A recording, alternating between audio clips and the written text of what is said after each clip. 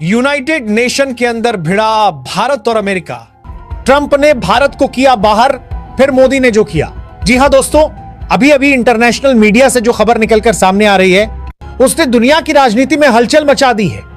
वो भारत जिसे अब तक अमेरिका का करीबी दोस्त माना जाता था, आज उसी अमेरिका के लिए सबसे बड़ा सवाल बनता जा रहा है। और यह कोई छोटी मोटी तकरार नहीं है, बल्कि 21वीं सदी की सबसे बड़ी लड़ाई की शुरुआत मानी जा रही है। लड़ाई बंदूक और बम की नहीं है, बल्कि टेक्नोलॉजी, एआई, सेमीकंडक्टर और क्रिटिकल मिनरल्स की है। आप एक पल के लिए सोचिए, अमेरिका समेत दुनिया के 9 ताकतवर देश एक ही टेबल पर बैठे हैं। एक बंद कमरे में मीटिंग चल रही है, सामने फाइलें खुली हैं, स्क्रीन पर मैप्स हैं और चर्चा हो रही हैं आने वाले 30 से 40 साल की दुनिया की। यह वो मीटिंग है जहां तय हो रहा है कि किस देश के पास टेक्नोलॉजी होगी, किसके पास पावर होगी और कौन सिर्फ ग्राहक बनकर रह जाएगा। इस टेबल पर जापान है, ऑस्ट्रेलिया है, साउथ कोरिया है, यूके है, नीदरलैंड्स है, इजराइल है, सिंगापुर है, यूएई है, लेकिन एक नाम गायब है, भारत। अब सवाल यह नहीं है कि भारत क्यों नहीं था, सवाल यह है कि भारत को क्यों नहीं बुलाया गया। क्योंकि यह कोई आम मीटिंग नहीं थी, यह लगभग $16 ट्रिलियन की दावत थी। दुनिया की सबसे कीमती चीजों पर डील हो रही थी। AI models, semiconductor chips, data centres, green energy, battery technology और वो क्रिटिकल मिनरल्स जिनके बिना एक मोबाइल तक नहीं बन सकता। जापान को जगह मिली क्योंकि उसके पास चिप बनाने वाले ऐसे केमिकल्स हैं जिन पर पूरी दुनिया निर्भर है। नीदरलैंड्स को बुलाया गया क्योंकि ASML जैसी कंपनी सिर्फ उसी के पास है जिसके बिना एडवांस चिप बन ही नहीं सकती। साउथ कोरिया इसलिए बैठा क्योंकि सैमसंग और SK हाइनिक्स जैसे दिग्गज उसी के पास है। ऑस्ट्रेलिया को बुलाया गया क्योंकि उसके पास लिथियम, कोबाल्ट, निकल और रेयर अर्थ मिनरल्स हैं। और भारत के पास सबसे बड़ा बाजार है, सबसे बड़ा युवा वर्ग है, सबसे सस्ता टैलेंट है, सबसे ज्यादा डेटा है। लेकिन फिर भी भारत उस टेबल पर नहीं था। यही बात चुभने वाली है। अब यहीं से कहानी थोड़ा और गहरी हो जाती है, क्योंकि इसी दौरान प्रधानमंत्री मोदी और डोनाल्ड ट्रंप के बीच फोन पर बातचीत होती है। पीएम मोदी ट्वीट करते हैं, my dear friend Donald Trump, बाहर से देखने पर लगता है सब ठीक है, लेकिन अगर आप अमेरिकी सिस्टम को समझते हैं तो आपको पता चलेगा कि असली संकेत वहां से आते हैं जहां शोर नहीं होता।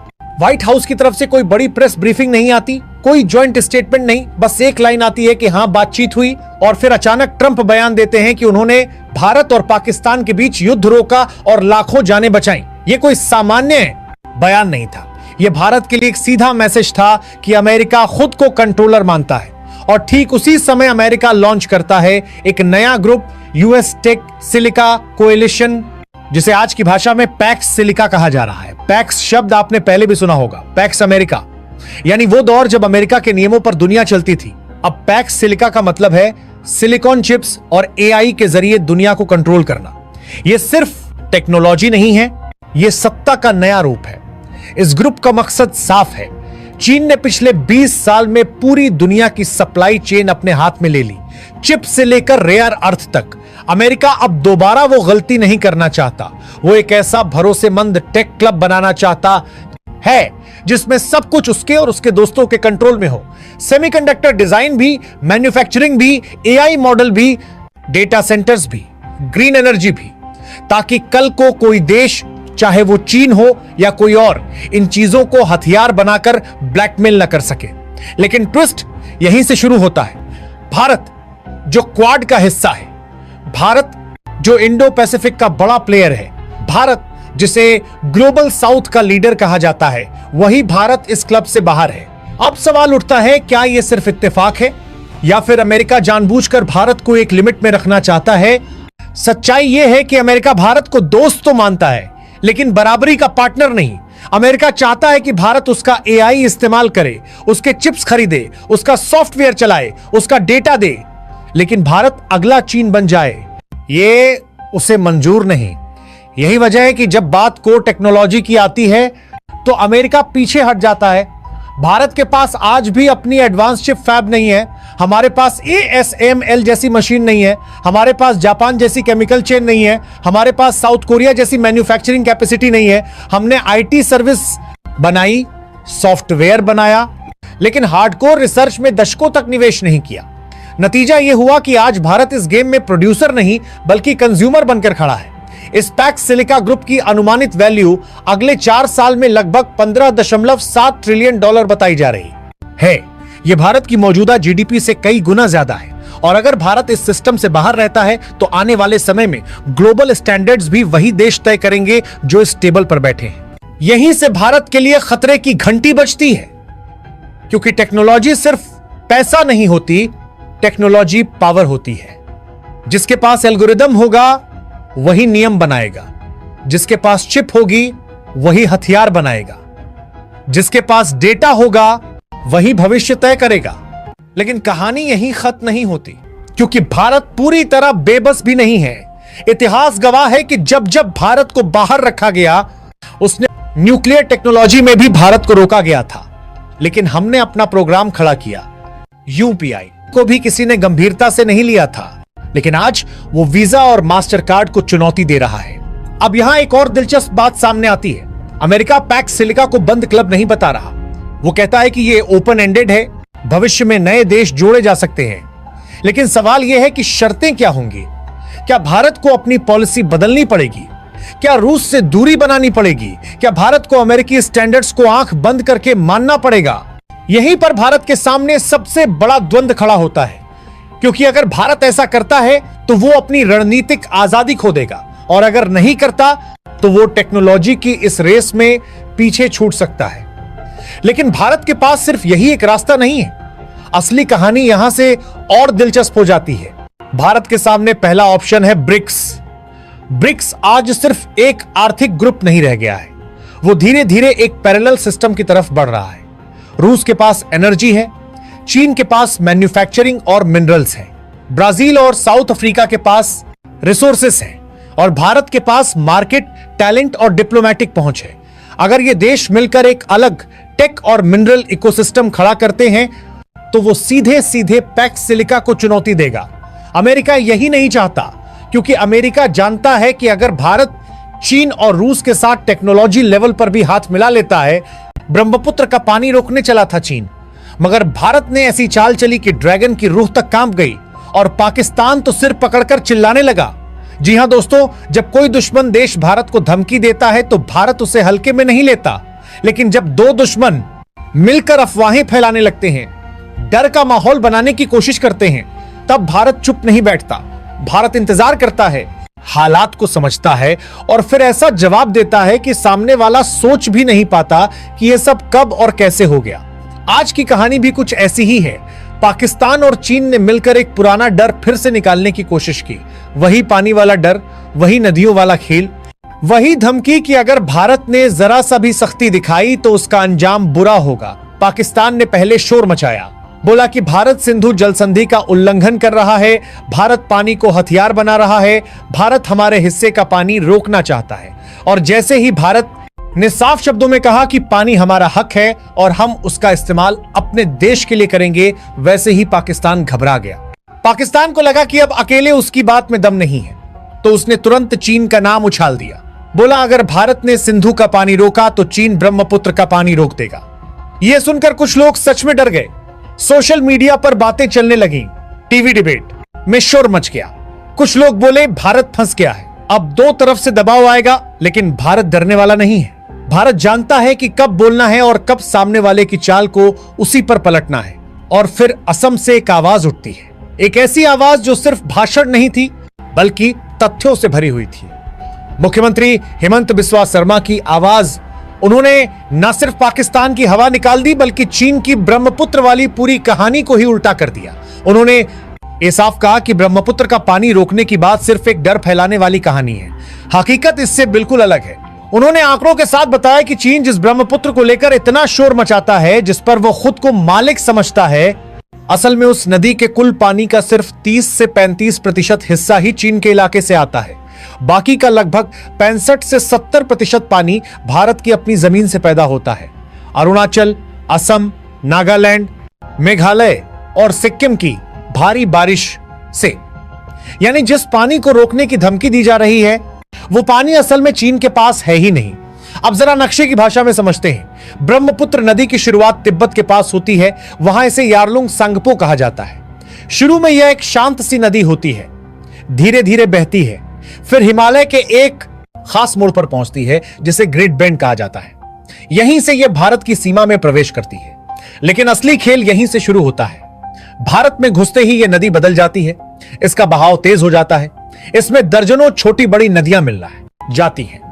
पहाड़ों से गिरता बारिश का पानी इसे ताकत देता है। चीन ने इसी ग्रेट बेंड इलाके में एक बड़ा डैम बनाया है, दुनिया का सबसे बड़ा डैम, दिखाने के लिए कि उसके पास ताकत है कि वो पानी को कंट्रोल कर सकता है। लेकिन सच्चाई यह है कि यह डैम ज्यादा मनोवैज्ञानिक हथियार है, असली हथियार नहीं। क्योंकि इस डैम के बाद जो पानी भारत में आता है वो इतना ज्यादा होता है कि चीन का असर लगभग खत्म हो जाता है। भारत के घने जंगल, पहाड़ों से उतरती सैकड़ों धाराएं, मानसून की मूसलाधार बारिश, ये सब मिलकर ब्रह्मपुत्र को इतना विशाल बना देते हैं कि चीन का कंट्रोल नाम का रह जाता है। इसलिए चीन की धमकी सिर्फ सुनने में डरावनी लगती है, असल में जमीन पर उसका कोई खास असर नहीं होता। लेकिन चीन यह बात अच्छी तरह जानता है कि ब्रह्मपुत्र भारत के लिए सिर्फ एक नदी नहीं है, यह नॉर्थ ईस्ट की रीढ़ है। खेती इसी पर टिकी है, बिजली इसी से बनती है, धार्मिक आस्था इसी से जुड़ी है, पर्यटन इसी के सहारे चलता है। इसीलिए चीन कोशिश करता है कि भारत के दिमाग में डर बैठा दिया जाए ताकि भारत खुद ही पीछे हट जाए। लेकिन यही उसकी सबसे बड़ी गलती है। भारत अब पुराना भारत नहीं है। अब नॉर्थ ईस्ट में सड़कें बन चुकी हैं, सुरंगें बन रही हैं, पुल तैयार हैं, जल विद्युत परियोजनाओं पर तेजी से काम चल रहा है। अरुणाचल में भारत अपने डैम बना रहा है। Subansiri lower project, Dibang multipurpose project जैसे बड़े काम चीन को चुभते हैं, क्योंकि इससे भारत न सिर्फ अपनी जरूरतें पूरी करेगा बल्कि पानी को लेकर चीन की ब्लैकमेलिंग भी खत्म कर देगा। चीन चाहता है कि भारत अपने पानी का पूरा इस्तेमाल न करे ताकि वह हर बार पानी की धमकी देकर दबाव बना सके। लेकिन भारत ने यह खेल समझ लिया है, इसीलिए अब जवाब सिर्फ शब्दों में नहीं बल्कि जमीन पर काम करके दिया जा रहा है। अब आते हैं पाकिस्तान पर। पाकिस्तान जिसने दशकों तक भारत के पानी से अपनी खेती चलाई, जिसने भारत की नदियों पर भरोसा करके अपनी पूरी कृषि व्यवस्था खड़ी की, वही पाकिस्तान आज भारत को धमकी दे रहा है। जब भारत ने सिंधु जल संधि पर पुनर्विचार की बात की तो पाकिस्तान को लगा कि अब उसकी असली परेशानी शुरू हो गई है, क्योंकि उसे पता है कि पानी रुकते ही उसकी अर्थव्यवस्था हिल जाएगी। और इसी डर में पाकिस्तान चीन के पीछे छुप गया। सोच लिया कि चीन का नाम लेकर भारत डर जाएगा, लेकिन पाकिस्तान यह भूल गया कि भारत चीन को भी अच्छे से जानता है और उसकी सीमाएं भी।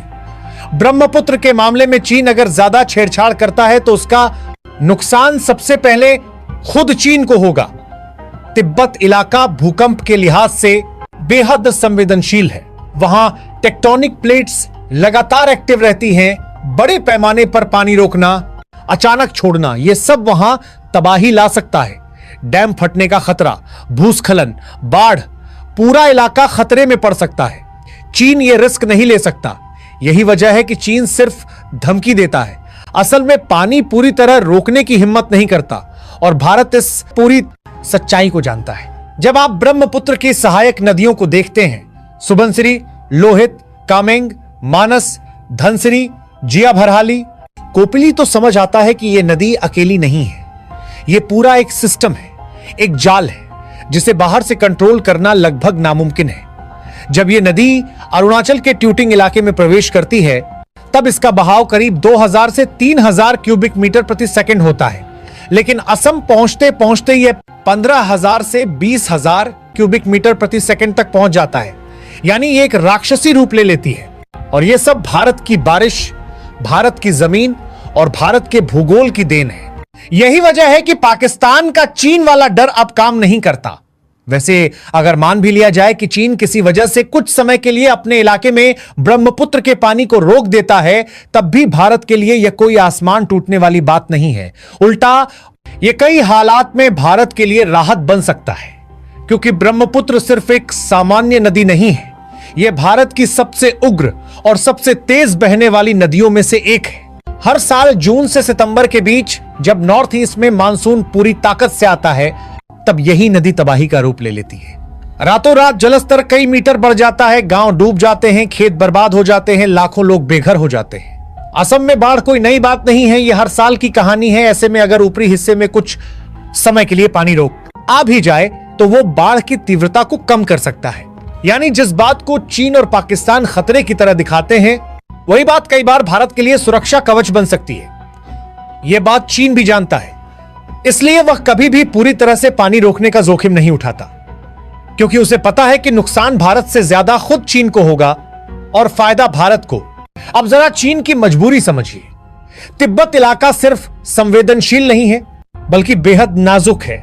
वहां की जमीन स्थिर नहीं है, वहां लगातार हलचल रहती है। बड़े बड़े डैम बनाकर पानी को लंबे समय तक रोकना वहां आत्मघाती कदम हो सकता है।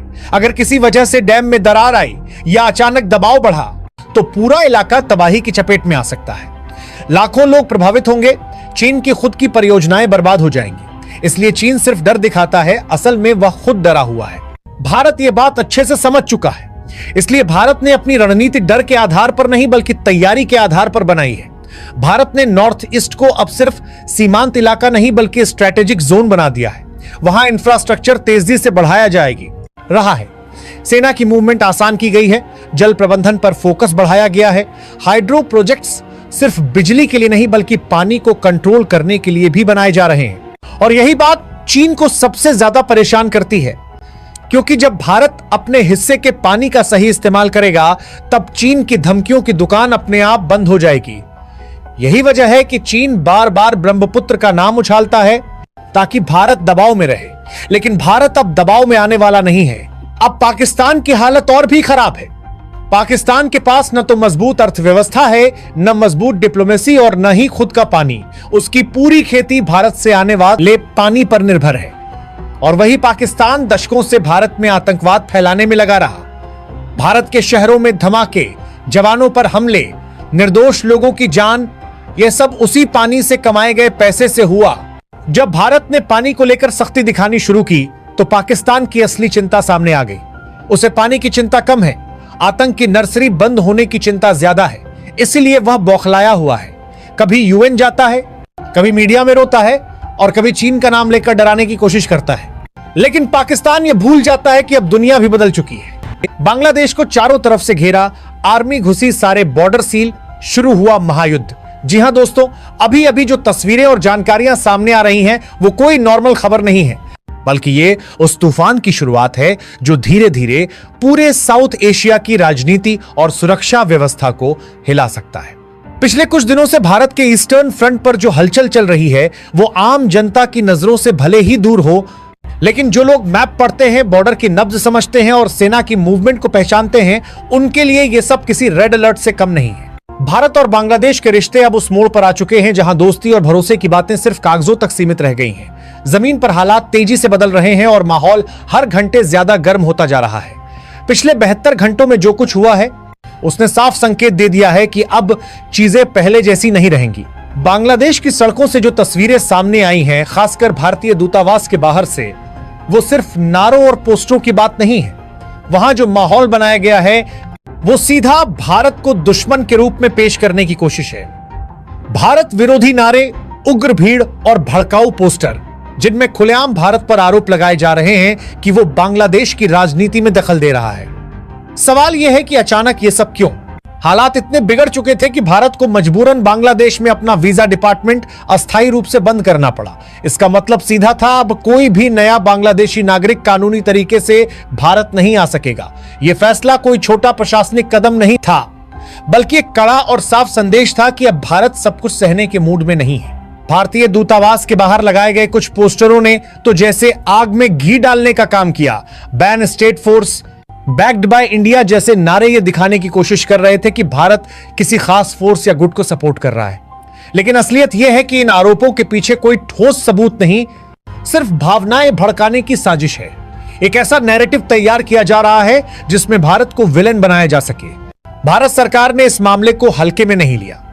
बांग्लादेश के राजदूत को तलब किया गया और साफ शब्दों में कहा गया कि भारतीय दूतावास और वहां मौजूद भारतीय नागरिकों की सुरक्षा बांग्लादेश सरकार की जिम्मेदारी है। इसके बाद कुछ अतिरिक्त सुरक्षा जरूर लगाई गई, लेकिन ग्राउंड रिपोर्ट्स बता रही हैं कि तनाव अब भी बना हुआ है। भरोसा पूरी तरह से टूट चुका है और हर कदम बहुत सोच समझ कर रखा जा रहा है।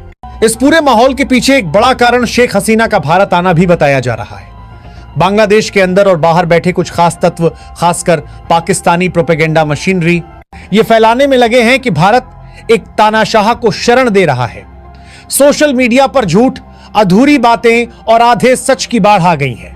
इसका सबसे खतरनाक असर बांग्लादेश के युवाओं पर पड़ रहा है, जिन्हें धीरे धीरे भारत विरोधी सोच की तरफ धकेला जा रहा है। लेकिन कहानी यही नहीं रुकती। अब तो बांग्लादेश के कुछ नेता और सोशल मीडिया इन्फ्लुएंसर्स भारत के नॉर्थ ईस्ट को लेकर खुलेआम जहरीले बयान देने लगे हैं। नेशनल सिटीजन पार्टी के नेता हसन अब्दुल्ला जैसे लोग ये कहने लगे हैं कि भारत के 7 बहन राज्यों को अलग कर देना चाहिए। यह बयान सिर्फ गैर जिम्मेदाराना नहीं है, बल्कि सीधे भारत की संप्रभुता पर हमला है। अब सवाल उठता है, क्या बांग्लादेश की सेना भारत को चुनौती देने की हालत में है? जवाब साफ है, नहीं। क्या नॉर्थ ईस्ट के लोग बांग्लादेश के साथ जाना चाहते हैं? इसका जवाब भी उतना ही साफ है, बिल्कुल नहीं। नॉर्थ ईस्ट के लोग पहले ही अवैध घुसपैठ, जनसंख्या बदलाव और सुरक्षा खतरों से परेशान हैं। ऐसे में यह बयान सिर्फ सस्ती लोकप्रियता और अपनी नाकामियों से ध्यान हटाने की कोशिश है। भारत ने हमेशा बांग्लादेश के लिए बड़े भाई की तरह काम किया है। बाढ़ हो या तूफान, खाद्यान्न की कमी हो या आर्थिक संकट, भारत हर बार मदद के लिए आगे खड़ा रहा। यहां तक कि बांग्लादेश की कई नदियां भारत से होकर बहती हैं, लेकिन इसके बावजूद वहां की एक बड़ी आबादी को इस तरह ब्रेन वॉश किया गया है कि उन्हें भारत दुश्मन नजर आने लगा है। इन्हीं सब सवालों के बीच हर भारतीय के मन में पिछले कुछ दिनों से एक ही बात घूम रही थी, क्या भारत चुप बैठेगा? क्या सिर्फ बयान दिए जाएंगे या कोई ठोस एक्शन भी होगा? और दोस्तों, अब इसका जवाब मिल चुका है। भारत ने चुप रहने का रास्ता नहीं चुना है। इंडियन आर्मी ने मोर्चा संभाल लिया है, वो भी बेहद सोच समझकर और रणनीति के साथ। इस पूरी कहानी में 2 घटनाएं बेहद अहम हैं। पहली, मिजोरम बॉर्डर पर भारतीय सेना की वो हलचल जिसने बांग्लादेश की धड़कनें तेज कर दी हैं, और दूसरी, देश के अंदर हरियाणा के रेवाड़ी में चला एक ऐसा ऑपरेशन जिसने साफ कर दिया कि अब कोई ढील नहीं दी जाएगी। रिपोर्ट्स के मुताबिक मिजोरम में भारत बांग्लादेश सीमा के बेहद करीब भारतीय सेना एक नया मिलिट्री बेस एक्टिव करने जा रही है। यह खबर जैसे ही सामने आई, पूरे इलाके में हलचल मच गई। ईस्टर्न कमांड के सीनियर अधिकारी खुद ग्राउंड जीरो पर पहुंचे, बॉर्डर के बेहद संवेदनशील इलाकों का निरीक्षण किया और साफ संकेत दे दिया कि यह कोई रूटीन विजिट नहीं थी। अब यहां समझना जरूरी है कि यह जगहें इतनी अहम क्यों हैं। मिजोरम के कुछ इलाके बांग्लादेश के चिटगांव क्षेत्र से सिर्फ 50-60 किलोमीटर की दूरी पर है। यानी भारत सिर्फ सीमा पर निगरानी नहीं बढ़ा रहा, बल्कि सीधे बांग्लादेश के रणनीतिक लाखों के पास अपनी मौजूदगी मजबूत कर रहा है। लेकिन असली मास्टर स्ट्रोक अभी बाकी था। यह नया बेस बांग्लादेश के उस पतले से रास्ते के बेहद करीब है जिसे वहां का चिकन नेक कॉरिडोर कहा जाता है।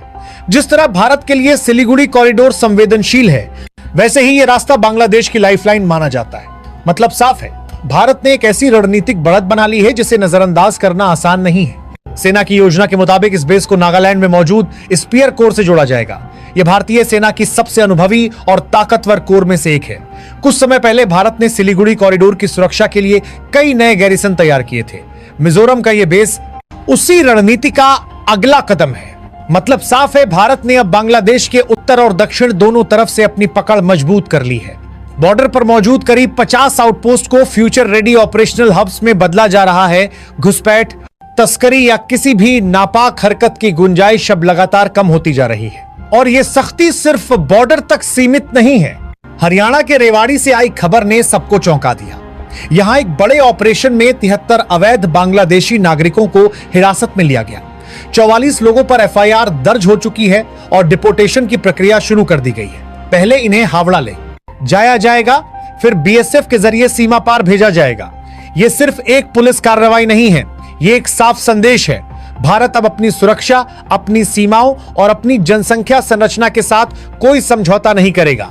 और यहीं से कहानी एक नए और कहीं ज्यादा खतरनाक मोड़ पर पहुंच जाती है, क्योंकि जिस वक्त भारत मिजोरम बॉर्डर पर अपनी सैन्य पकड़ मजबूत कर रहा है और देश के अंदर अवैध घुसपैठियों पर सीधा एक्शन ले रहा है, उसी वक्त अंतरराष्ट्रीय स्तर पर बांग्लादेश को लेकर अजीब सी हलचल दिखने लगी है।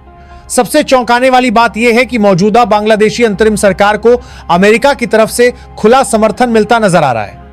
अमेरिकी थिंक टैंक्स रिपोर्ट्स जारी कर रहे हैं जिनमें दावा किया जा रहा है कि बांग्लादेश की बड़ी आबादी मौजूदा सत्ता से खुश है। अब सवाल यह उठता है कि अमेरिका को बांग्लादेश में इतनी दिलचस्पी आखिर क्यों है? क्या यह सिर्फ लोकतंत्र का मामला है या इसके पीछे कोई बड़ा जियोपॉलिटिकल गेम खेला जा रहा है? कुछ महीने पहले तक डोनाल्ड ट्रंप बांग्लादेश में हिंदुओं पर हो रहे अत्याचार को लेकर आवाज उठाने की बात कर रहे थे, लेकिन जैसे ही सत्ता के समीकरण बदले वो आवाज भी लगभग गायब हो गई। यहीं से शक गहराता है कि मामला सिर्फ मानवाधिकारों का नहीं बल्कि किसी बड़ी रणनीति का हिस्सा है। और इसी बिंदु पर कहानी में चीन और पाकिस्तान की एंट्री होती है। बांग्लादेश धीरे धीरे उसी रास्ते पर चलता दिख रहा है जिस रास्ते पर कभी पाकिस्तान चला था।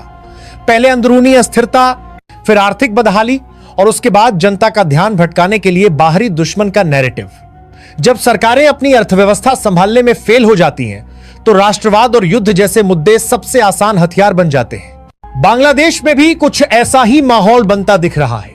चीन के साथ बढ़ते डिफेंस एग्रीमेंट, पाकिस्तान के साथ बैकडोर कोऑर्डिनेशन और कुछ पुराने एयरबेस को दोबारा एक्टिव करने की खबरें भारत की चिंता को और गहरा करती हैं।